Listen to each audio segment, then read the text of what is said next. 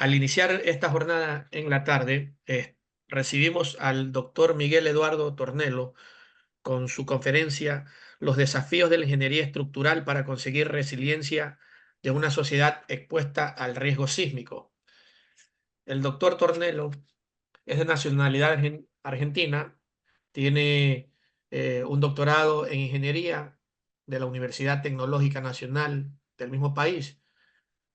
Es ingeniero en construcciones, es especialista en docencia universitaria de la Universidad Nacional de Cuyo, especialista en estructuras sismo resistentes en la UTN, especialista en estructuras de hormigón armado, el Politécnico de Milano en Italia, es profesor titular de resistencia de materiales, estabilidad en ingeniería industrial e ingeniería en petróleos de la Universidad Nacional de Cuyo, profesor titular de la carrera de Ingeniería Civil de la Facultad Regional Mendoza de la UTN, vicedecano de la Facultad Regional de Mendoza, secretario académico de la misma facultad, docente investigador en el Centro Regional de Desarrollos Tecnológicos para la Construcción, Sismología e Ingeniería Sísmica, es secretario permanente del Consejo de Directores de Ingeniería Civil de la República de Argentina, autor y coautor de numerosos artículos de investigación, de libros y participante en congresos, revistas indexadas eh, y algunos otros espacios donde ha podido contribuir respecto de sus investigaciones, de su preparación académica y en este espacio que estamos teniendo hoy día aquí en el Ecuador, en recordación de esos 8 años de ocurrido el terremoto y ese trabajo que se está haciendo respecto de la actualización de sus normas, de sus códigos de construcción, producto de todo lo concerniente a lo estructural y a lo sísmico. Doctor Miguel, le escuchamos. Buenas tardes. Buenas tardes, gracias Daniel por la presentación.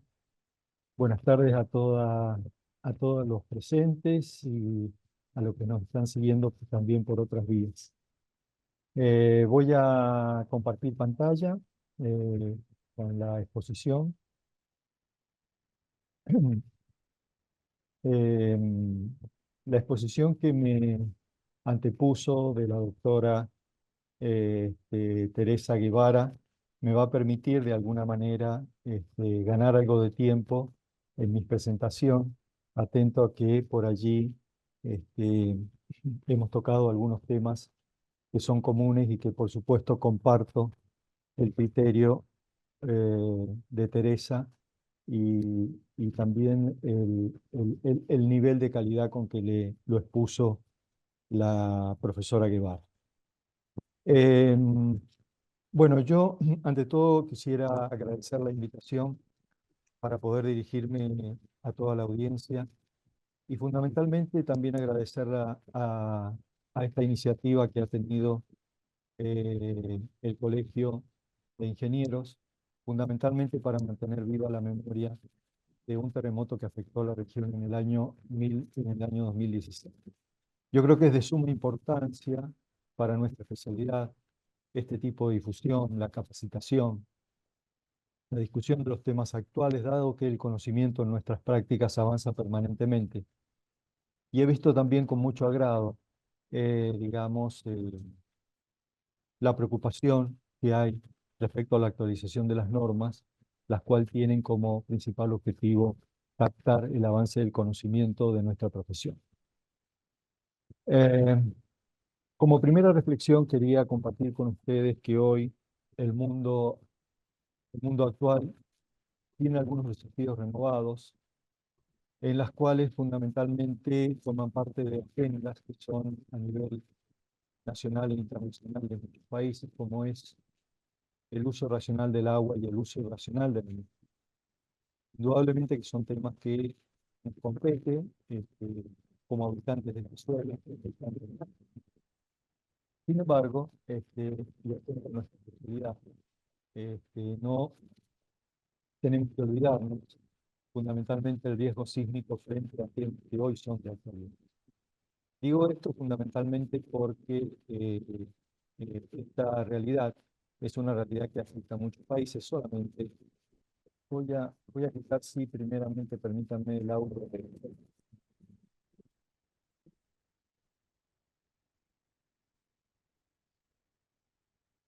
El audio de los videos solamente para quedarme con las imágenes.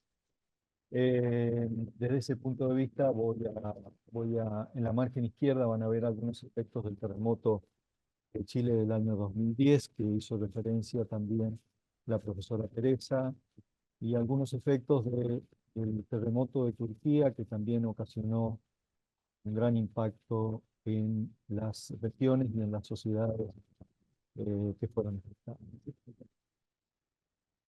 Bueno, indudablemente las imágenes son más que elocuentes, sobre eso no tengo que este, hacer ninguna mención en especial. Evidentemente, la problemática sísmica es una problemática muy compleja para abordarla desde una sola disciplina. Esto indudablemente también se puso en evidencia en la exposición anterior, y de hecho lo voy a poner también en evidencia en este aspecto de que la problemática sísmica es una problemática que atañe a, a muchas disciplinas.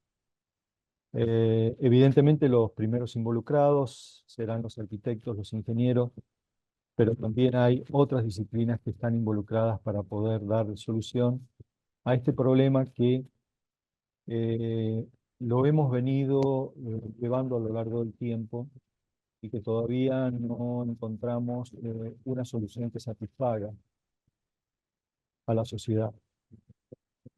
Como ingenieros y como arquitectos, o como ingenieros principalmente, que es mi profesión, eh, creo que la labor diaria que nosotros cotidianamente hacemos, en algunos casos puede llegar a ser insuficiente para darle una respuesta satisfactoria a la sociedad. Así que bueno, desde ese punto de vista, también voy a pasarle algunas imágenes y pido disculpas sobre este aspecto porque no soy yo quien debería de alguna manera, ustedes lo vivieron más de cerca, este fue el terremoto que afectó parte de la zona donde ustedes habitan. Este, pero estas imágenes no tienen como objeto de alguna manera recordar momentos no gratos para todos ustedes, sino también para tomar una reflexión. Yo he tenido la suerte de viajar en muchas oportunidades a Manta y a Puerto Viejo y a Quito, en los cuales, repito, comparto muchos amigos y muchos colegas. Hemos discutido también dentro de ese ámbito de mis amigos y colegas los diseños sismoresistentes que utilizan en la región, fundamentalmente algunos de ellos puestos en evidencia por Teresa en la exposición anterior, y en los cuales, a mi entender, es sumamente importante que sea necesario trabajarlos desde el punto de vista del diseño arquitectónico. Eh, Como decía, dado que Teresa citó varias veces el profesor Vitelmo Bertero, de las cuales hemos compartido también muchas ocasiones, muchas charlas, este, la respuesta de un edificio desde el punto de vista estructural es el fiel respeto de su diseño arquitectónico. Telmo decía, si el edificio tiene características arquitectónicas adecuadas, no basta o sea, no sería necesario ninguna verificación estructural compleja, simplemente, este, básicamente con algunos diseños, con algunas verificaciones básicas. No voy a decir nada nuevo, pero los terremotos después de los huracanes son los fenómenos naturales que producen una mayor cantidad de pérdidas económicas y de vidas humanas. Ejemplos de esto lo hay en infinidad de casos. Yo solamente voy a citar algunos, los más recientes, y algunos que para mí son íconos.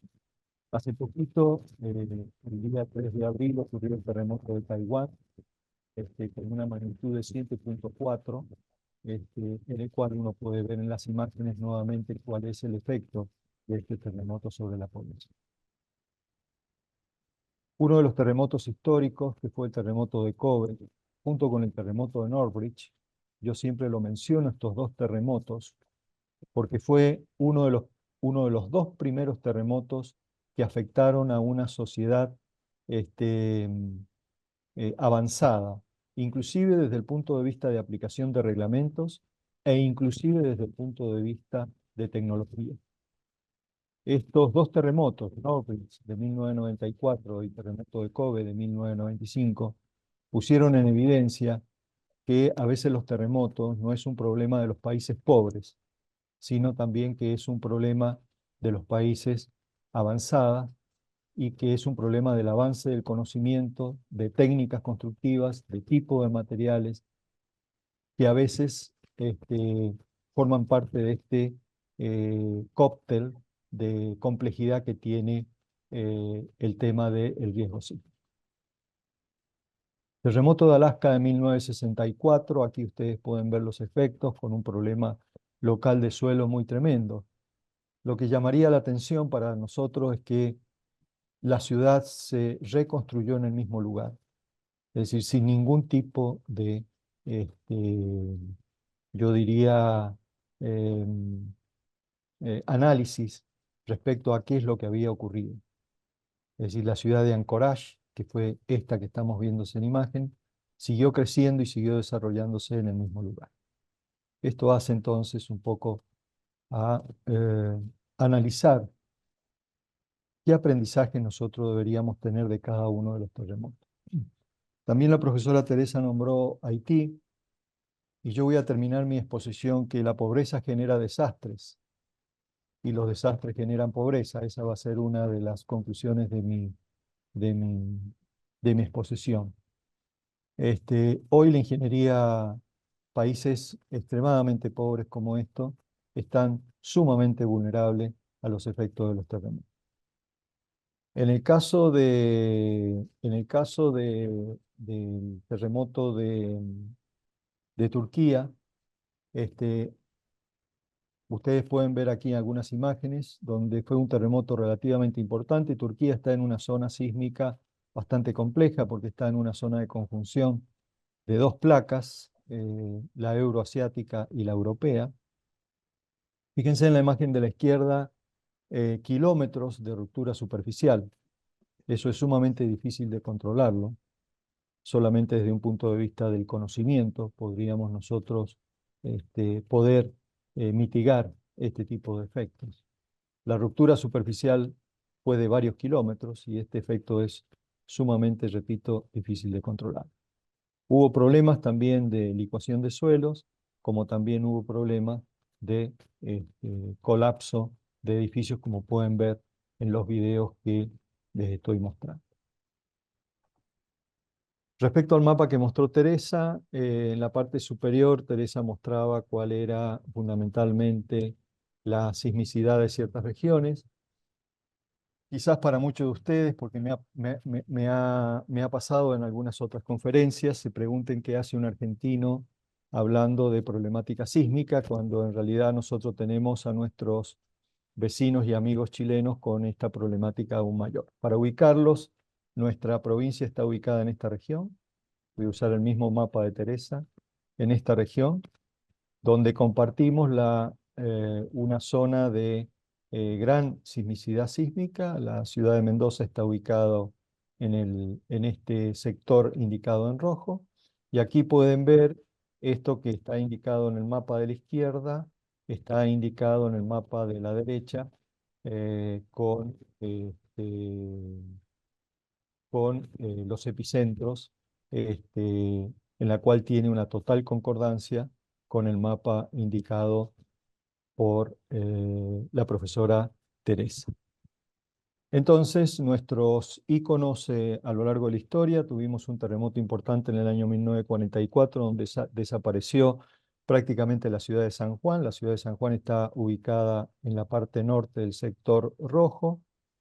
Si bien hemos tenido otros terremotos importantes, pero digamos los terremotos íconos que marcaron un poco la historia sísmica de la República Argentina en la parte oeste del país, al pie de la cordillera de los Andes, serían este efecto, algunos efectos, por ejemplo, de edificios que existían el antes y el después.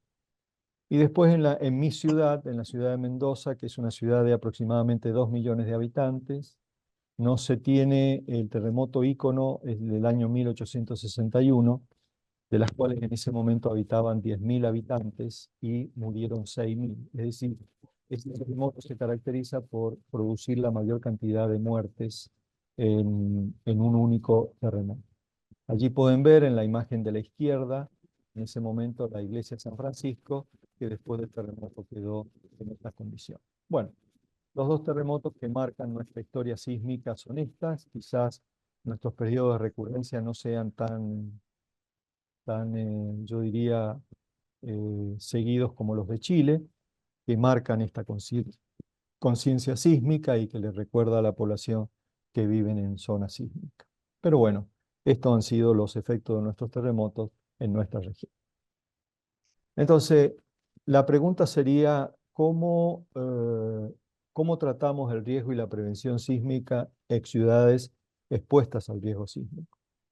Evidentemente, como expuso la profesora Teresa, hay distintas situaciones en unas ciudades. En una ciudad tenemos ciudades densamente pobladas, quizás con trazados urbanísticos que no son muy adecuados, edificios históricos, patrimoniales que no cumplen los reglamentos actuales, una distribución, reitero y repito, urbanística que no es la adecuada para atender la emergencia post-terremoto.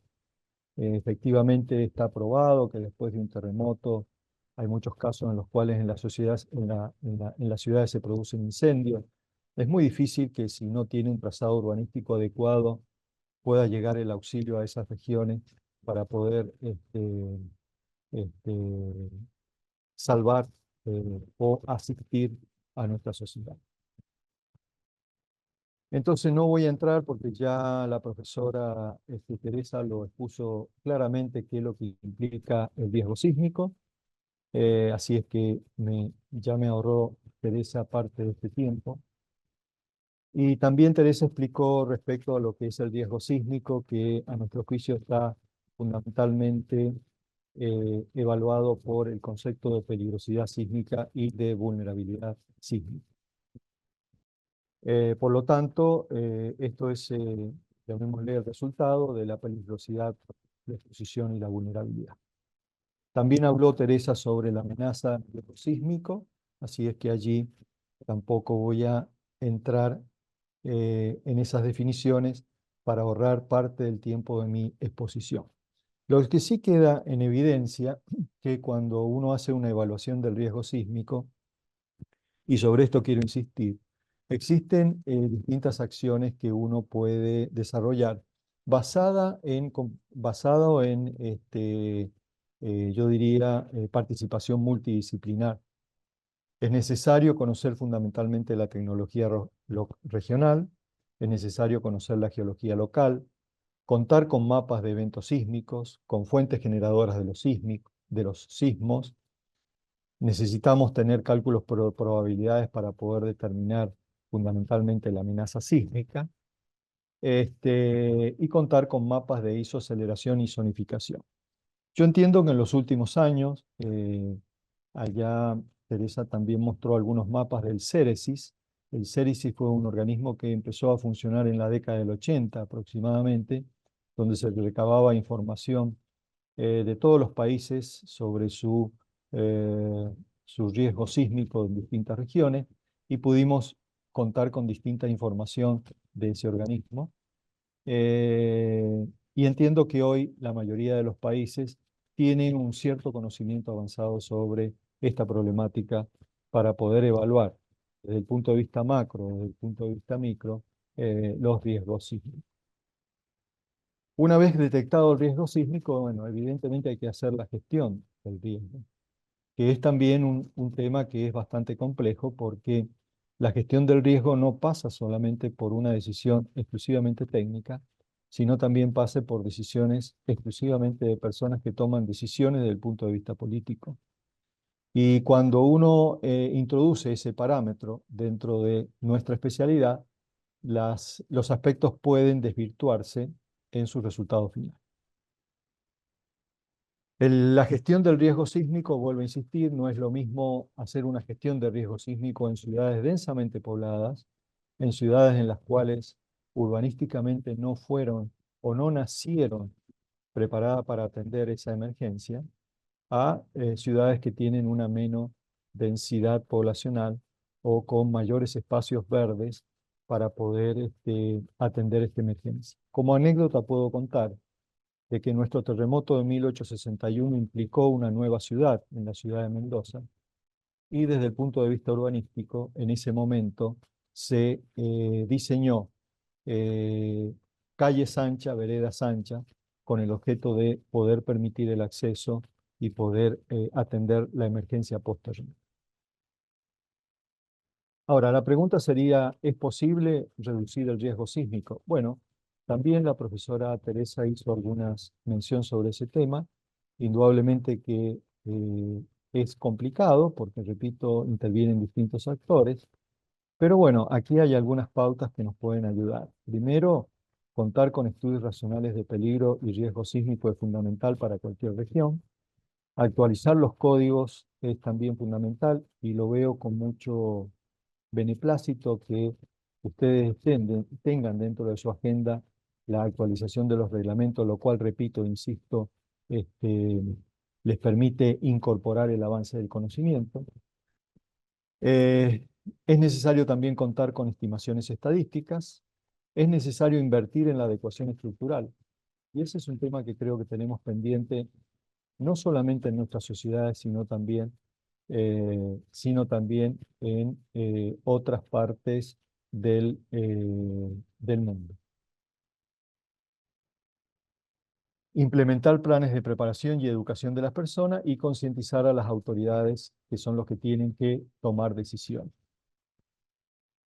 Pero voy a aumentar el volumen porque tengo un aviso aquí que no sé, ¿ustedes me están escuchando bien o me están escuchando bajo? Le estamos escuchando muy bien, doctor. Gracias, muy amable, Dani. Bien. Por lo tanto, la reducción del riesgo sísmico tiene como objetivo fundamentalmente la seguridad sísmica. Entonces, en construcciones nuevas, este, tenemos que tratar de detener el incremento del riesgo sísmico. En construcciones existentes, disminuir el riesgo sísmico, y allí es donde creo que tienen que trabajar los países en vía de desarrollo como aún los países desarrollados. Creo que los países en vía de desarrollo tenemos más deuda respecto a los edificios existentes. Y fundamentalmente trabajar en el comportamiento de las personas desde la fase preventiva para poder afrontar con éxito estos efectos. Eventualmente, dentro de esta fase tenemos una fase previa al desastre y una fase post-desastre. Bueno, no voy a leer todo esto, pero voy a solamente identificar los títulos. En la fase preventiva está la identificación del riesgo, la mitigación del riesgo, la transferencia del riesgo y la preparación de los desastres. Esto uno lo puede trabajar en sus distintos aspectos. Esto implica, de alguna manera, una inversión adicional que puede llegar a ser interesante, pero es mucho menos que si actuáramos en la fase post-terremoto, es decir, en la fase post-desastre, donde hay que atender la emergencia y donde hay que atender la rehabilitación y la reconstrucción. La fase post-desastre o post-terremoto generalmente es mucho más costosa que la fase previa al desastre. Por lo tanto, como primera reflexión, es de suma importancia trabajar en la prevención, es decir, en las etapas previas a la ocurrencia de los terremotos. ¿Cuáles son los efectos de los terremotos? Bueno, todos lo sabemos, pero quizás podemos hacer un simple repaso.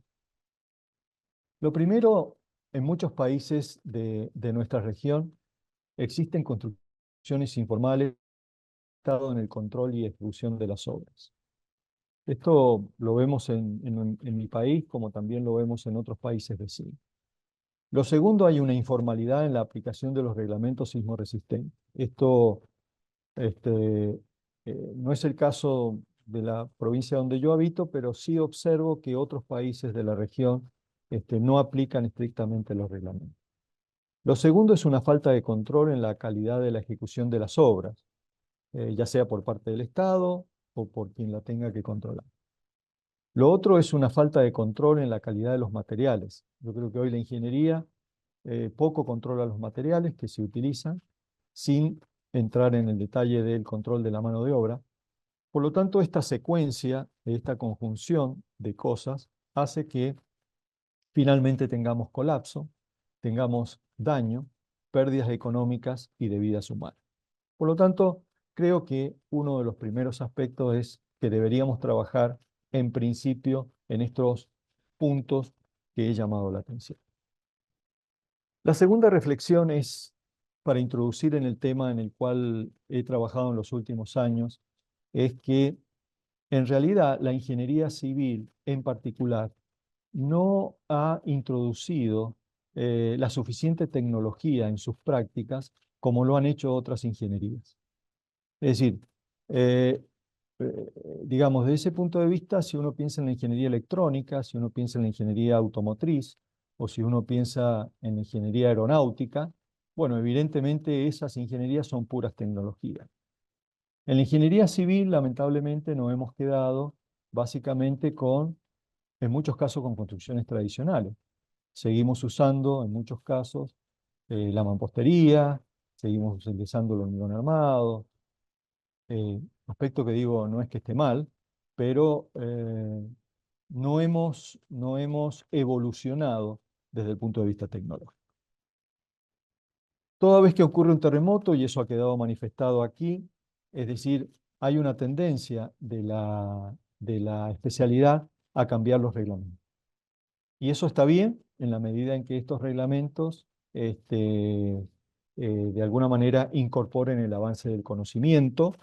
El profesor Tola aclaró en varias partes de su exposición que por más de que uno pudiera insinuar de que realmente había una mayoración en las demandas sísmicas, no era tal el caso, ¿no?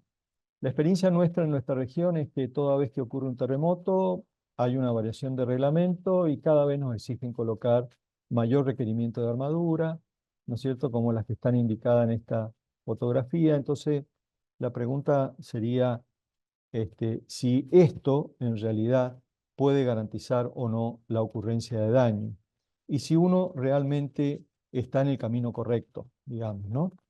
Entiendo que es necesario la actualización de los reglamentos porque es el fiel reflejo del avance del conocimiento, pero creo que no es el único parámetro que entra en juego.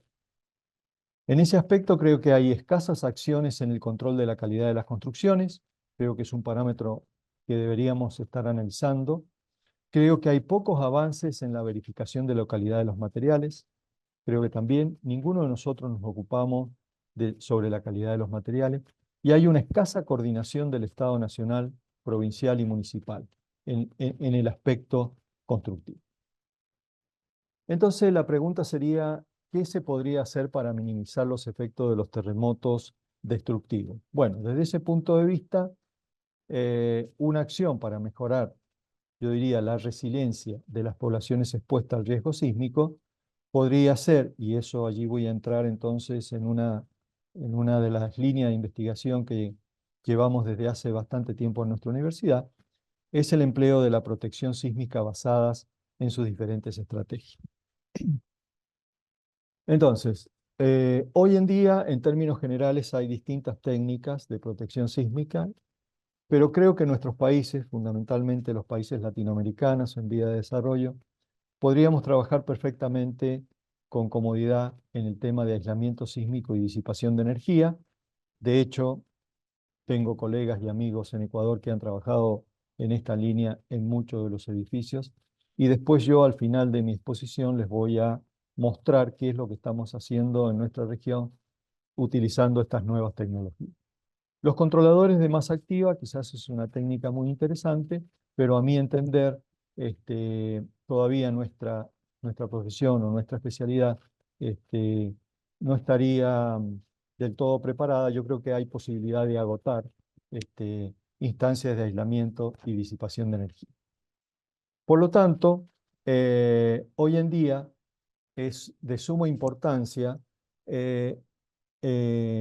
digamos, yo diría, instaurar dentro de la especialidad que deberíamos orientarnos hacia un cambio de paradigma en el diseño sismo resistente. Hagamos referencia a lo que tengo indicado aquí en el texto en amarillo.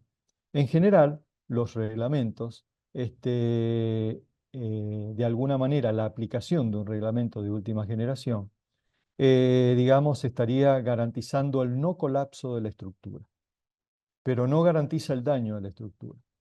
Es decir, el reglamento admite daño en las estructuras, evidentemente, con el objetivo principal de proteger las vidas humanas. A veces ese daño, bueno, puede ser de mayor nivel o de menor nivel. Hoy existen también los métodos de desempeño, que fueron también expuestos en las exposiciones de la mañana, pero en términos generales, el daño en la construcción implica, de alguna manera, también una inhabilitación del edificio en un determinado tiempo. Entonces, hoy en día, el cambio de paradigma estaría basado en estos dos objetivos. El primero, utilizando sistemas de protección sísmica, y el segundo, en los diseños por desempeño. Yo en particular, hoy día solamente me voy a centrar en los sistemas de protección sísmica, que es la línea de investigación que llevamos en nuestra universidad de hace bastantes años. Ahora, el tema del cambio de paradigma, la pregunta es, ¿será suficiente y será el único parámetro que nosotros deberíamos utilizar? Bueno, evidentemente no, porque solamente estaríamos mirando una parte del problema y no estamos atendiendo a otros aspectos relacionados con la protección sísmica que es deseable imponer dentro de la especialidad. Digo que es deseable porque, en particular, digamos, implementar técnicas de protección sísmica no implica ejercer una profesión laboral como puede ser el diseño de una viga, o el diseño de una columna o el diseño de un edificio en su contexto, sino que alrededor de esto hay muchos aspectos que voy a tratar de explicar. Lo primero es necesario que nuestros países tengan un marco reglamentario que permitan el diseño y control de estructuras de protección sísmica. He visto también con bastante beneplácito que ustedes están incorporando y tienen reglamentos de protección sísmica.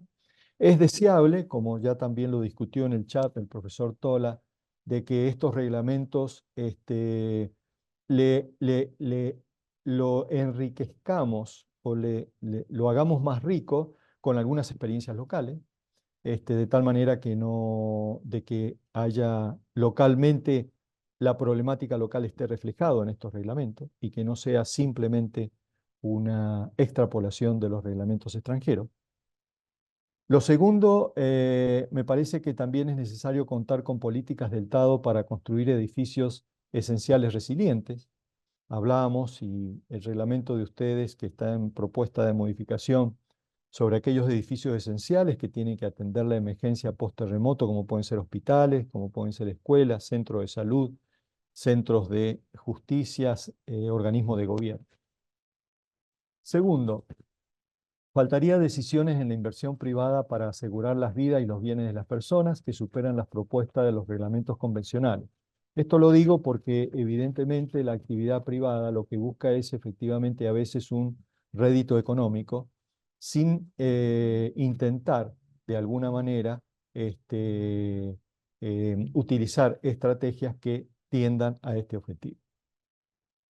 Lo otro es trabajar en las capacitaciones profesionales en el área de la arquitectura y de la ingeniería, sobre el tema fundamentalmente de protección sísmica. Y uno de los últimos aspectos que es mejorar la accesibilidad a dispositivos de protección sísmica, porque al menos en nuestros países todos estos dispositivos, me refiero a los de disipación de energía o a los de aislamiento sísmico, son dispositivos importados. Y esto en muchos aspectos desalienta el uso de estas técnicas en construcciones de determinada magnitud. Y sobre esto también les voy a contar alguna experiencia cuando finalice, digamos, una de mis exposiciones.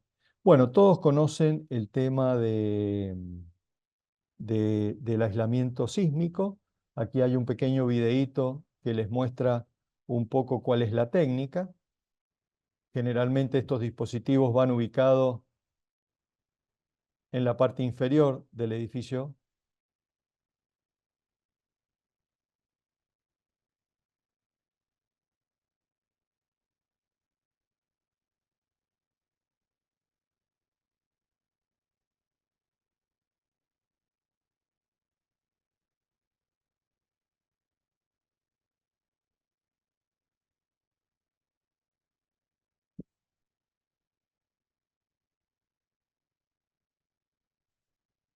Bueno, en principio estos dispositivos que están ubicados en la parte inferior del edificio pueden estar ubicados también a media altura. Los hay de distintas características. Los más conocidos son aisladores del tipo elastomérico, no voy a entrar allí en detalle. Los otros son los aisladores friccionales de primera, segunda y tercera generación, de las cuales tampoco voy a entrar en detalle específico porque no tenemos el tiempo suficiente.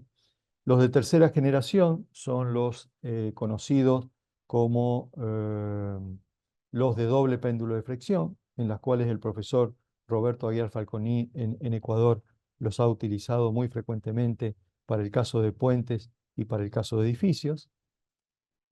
Nosotros hemos utilizado en algunos edificios aislados en nuestra universidad aisladores del tipo resorte con amortiguadores viscosos de eje vertical, como las que están indicadas aquí en la figura.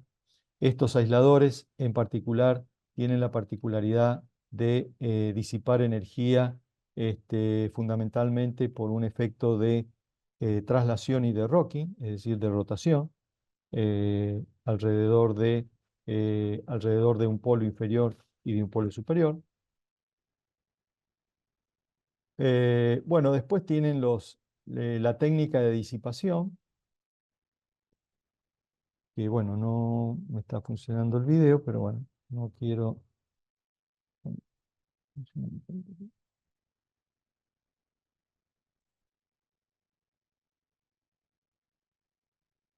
Ahí está. Bueno, los sistemas de disipación son elementos que se colocan en la superestructura, como lo que ustedes pueden ver aquí en la imagen.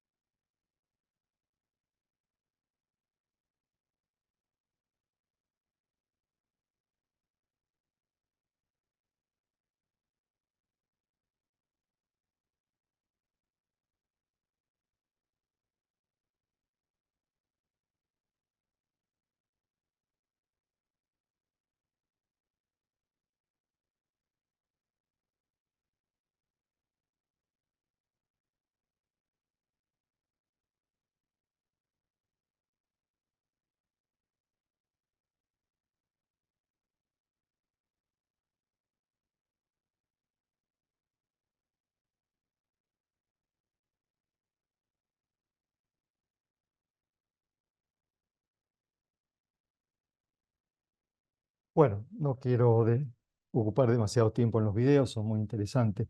Estos disipadores son del tipo viscoso o del tipo metálico, los hay también de distintas características, pero bueno, tienen un cierto impacto sobre la arquitectura del edificio, la cual si es trabajada adecuadamente, puede ser aprovechada desde el punto de vista arquitectónico, como se ven en varias de estas imágenes. Este, mm, bueno, los demás a sintonizar no voy a pasar al video, pero sí quiero mostrarles uno de los fracasos de la ingeniería, fundamentalmente que fue el puente de Tacoma en Estados Unidos. En ese momento no se conocían efectos de resonancias, pero efectivamente el puente tenía características dinámicas que concordaban con la frecuencia de los vientos de la región. Por lo tanto, cuando en la región corrían fuertes vientos, este puente entraba en resonancia y producía una alta deformación del tablero, en el cual el puente prácticamente quedaba en desuso. Este puente de Tacoma evidentemente fue un fracaso de la ingeniería civil en particular, hasta que, como ustedes pueden ver en las imágenes, el tablero del puente, que era un puente atirantado, colapsó.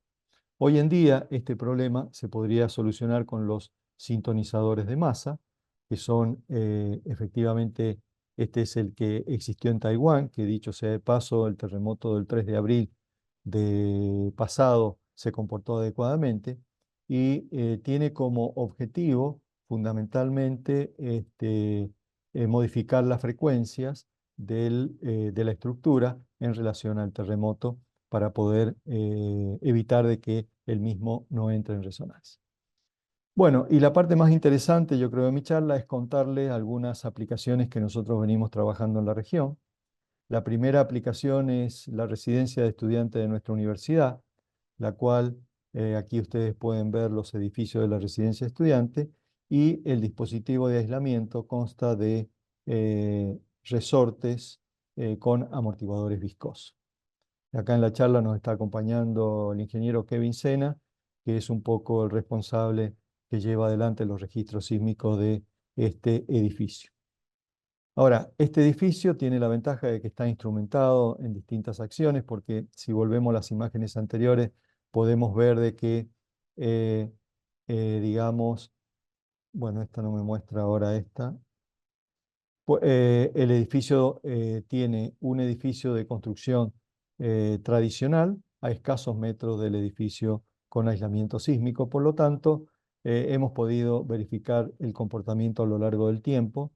Lleva más de 15 años con instrumentación sísmica. Entonces, hemos logrado ver cuál es la eficiencia de los dispositivos de aislamiento y cuáles son los beneficios que implicaría utilizar esta técnica. Por ejemplo, el A es un registro en campo libre, el B es un registro obtenido por encima de los dispositivos de aislamiento, el C es el registro obtenido en el techo del edificio aislado, y el D es el registro obtenido en el edificio de base fija. Entonces, ustedes se pueden ver desde el punto de vista cualitativo cuál es la diferencia notable que tienen estos tipos de registros. Desde el punto de vista numérico, lo tienen allí indicado en la parte inferior. El techo del edificio con aislamiento tuvo una aceleración en la componente este-oeste del 9% de G, mientras que el edificio con base fija casi del 25% de G. El registro norte-sur del 7,6% de G, mientras que en la componente norte-sur del edificio de base fija casi 40% de G. Otro edificio que tenemos en la región aislado es el edificio conocido como de Estiología y Embriología del CONICET de la Universidad Nacional de Cuyo, que es un edificio que está instrumentado a nivel de cocheras, con aisladores elastoméricos y deslizadores friccionales. Un segundo edificio es un centro médico de salud privada, donde también está ubicado a nivel de los dispositivos de nivel de cocheras. Ustedes aquí pueden ver que estos dispositivos elastoméricos, todos los que les he mostrado, son productos que son importados y han tenido que ser traídos desde el exterior. Atento a una economía de un país en vías de desarrollo y de una economía muy estable como la Argentina, a veces contar con estos dispositivos no es fácil. El otro proyecto que está actualmente en construcción es un edificio del Parque Industrial y Petroquímico de Mendoza, el cual fue resuelto con aisladores elastoméricos, como los que ustedes pueden ver aquí, y deslizadores del tipo friccional. Estos aisladores están actualmente en proceso de fabricación y a mitad de este año se harán los ensayos correspondientes. El otro edificio que les quiero mostrar es un edificio de una bodega donde fabrican vino, pero esta es la zona de turismo de la bodega. Tiene en dimensiones en planta 77 por 35. Tiene aisladores del tipo friccional de doble péndulo, provisto por la empresa TIS. Este edificio tiene la característica que sus muros son de arcilla compactada, lo que podríamos llamar suelo cemento, de un espesor de aproximadamente 50 centímetros. Este edificio no había ninguna otra manera de realizarlo si no hubiese sido con aislamiento sísmico, atento a las características de su estructura principal, repito, muros de arcilla compactada. Aquí está un esquema de cómo ha sido resuelto el edificio. Ahí ustedes pueden ver un poco la posición de los aisladores, las armaduras de los fustes para ubicar los aisladores. Aquí en la parte superior pueden ver ya la disposición de los aisladores friccionales de doble péndulo de fricción. Ya en un estado más avanzado de la obra pueden ver ya la posición de la losa a nivel de planta baja, pueden ver la posición de los aisladores friccionales en la parte inferior. Aquí pueden ver el ensayo de estos aisladores friccionales, los cuales fueron hechos en Eurocentre de Milán. Perdón por el audio. Ahí tienen el desplazamiento, aproximadamente alrededor de 40 centímetros. Bien. Eh, Finalmente quería mostrarles, y ya con esto voy a ir cerrando mi exposición, aisladores de segunda generación. Estos forman parte de la tesis de dos de sus colegas y amigos y colegas míos también, que es del ingeniero Jorge Palacios Rodríguez y del ingeniero Marco Ceballos Lor. Forman parte de su tesis doctoral que están realizando aquí en Argentina, en nuestra universidad. Ya hemos terminado con todos los ensayos. Estos aisladores fueron caracterizados primeramente a carga vertical y ustedes pueden ver de que se le aplicaron cargas verticales entre 30 y 35 toneladas con un comportamiento bastante adecuado. Se ha hecho una modelación de estos aisladores que nosotros le hemos llamado aisladores elastoméricos de segunda generación y aquí podrán ver cuáles han sido esos modelos fundamentalmente para la simulación de estos aisladores comportándose a cargas verticales. Así que bueno, acá pueden ver también esta es los ensayos a cargas horizontales y verticales. Hemos obtenido ya sus respectivas constitutivas. Sobre esto no puedo dar demasiada información porque forma parte de la tesis del ingeniero Jorge y del ingeniero Marcos, pero en los próximos días ya estará disponible cuando la tesis sea defendida. Estamos sumamente complacidos de estos resultados porque estos aisladores han sido fabricados en su totalidad, han sido diseñados y fabricados en nuestra universidad.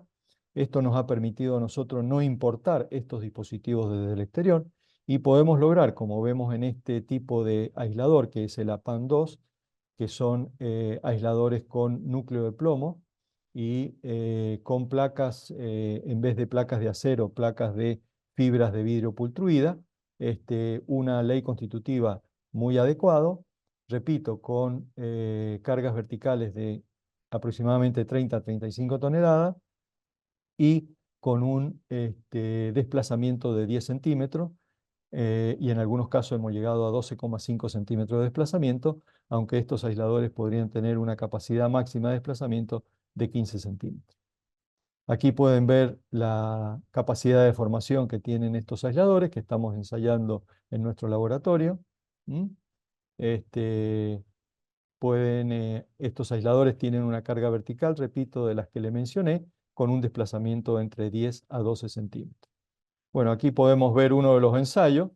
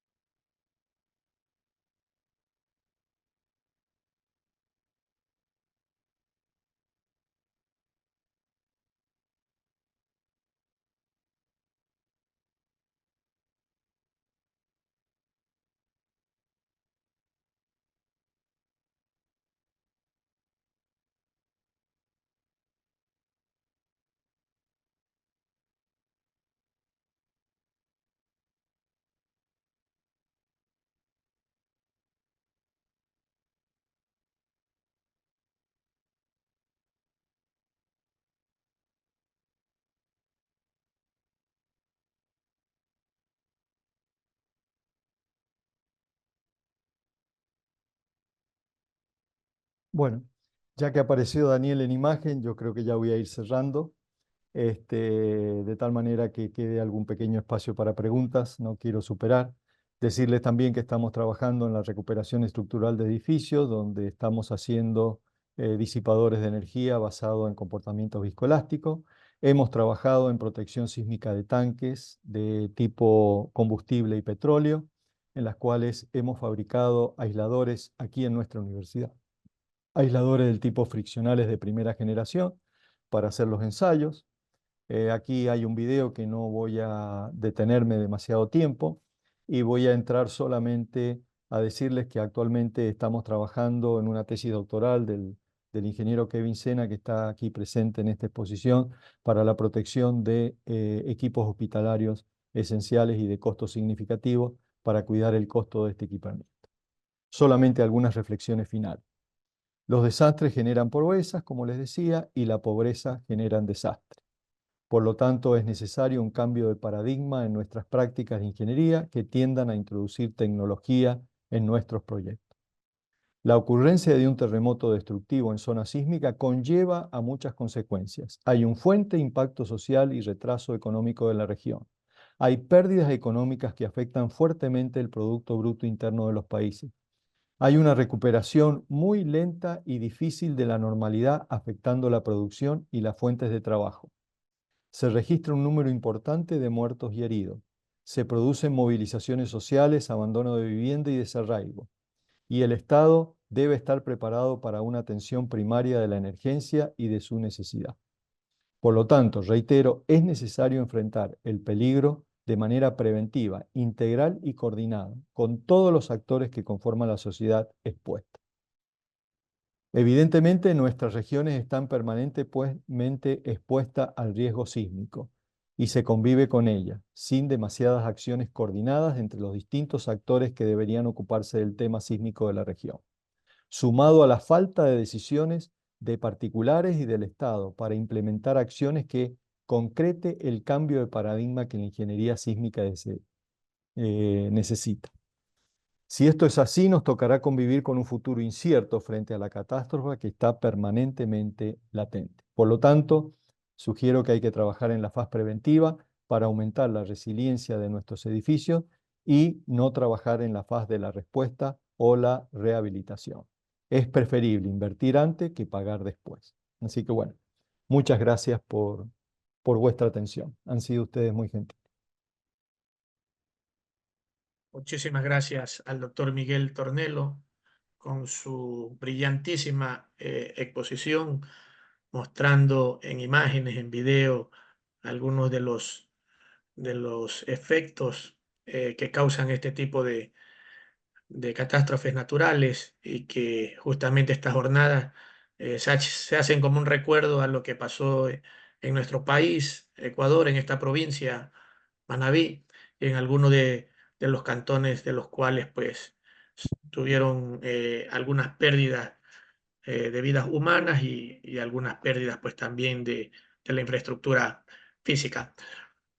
Además de las felicitaciones de Joana Lor, Jorge Chávez, Roberto Ailla, Juan Pérez, eh, Félix del Rosario hace un comentario. En California y otras ciudades en Estados Unidos se usa el método FEMA P154 para analizar la vulnerabilidad sísmica de las edificaciones construidas.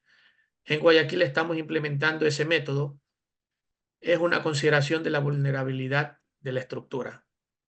Eh, Más bien en base de este comentario, ¿qué, qué comentarios, doctor, podría usted realizar respecto de la vulnerabilidad ante la Sí, presencia del sismo en nuestra región? sí, nosotros en nuestra región también usamos como base el FIMA, en particular para la evaluación de la vulnerabilidad. Tenemos también otros métodos que utilizamos, pero cuando uno evalúa la vulnerabilidad, y quiero insistir en esta problemática, es sumamente importante incorporar la problemática, importante incorporar las características locales. Es decir, eh, se construye muy distinto en nuestra región a lo que se puede estar construyendo en la costa oeste de Estados Unidos. Se construye muy distinto en nuestra región respecto a cómo lo hacen ustedes en Ecuador. Por lo tanto, la evaluación de la vulnerabilidad, y me parece muy bien que podamos utilizar documentos de referencia para poder enriquecer nuestros resultados, pero en todos los casos tienen que estar munidos también de las características locales, ya sea de construcción y de uso de materiales.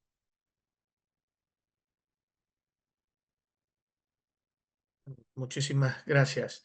Eh, Habían algunas preguntas que habían realizado en la conferencia anterior que no alcanzaron eh, a responderse.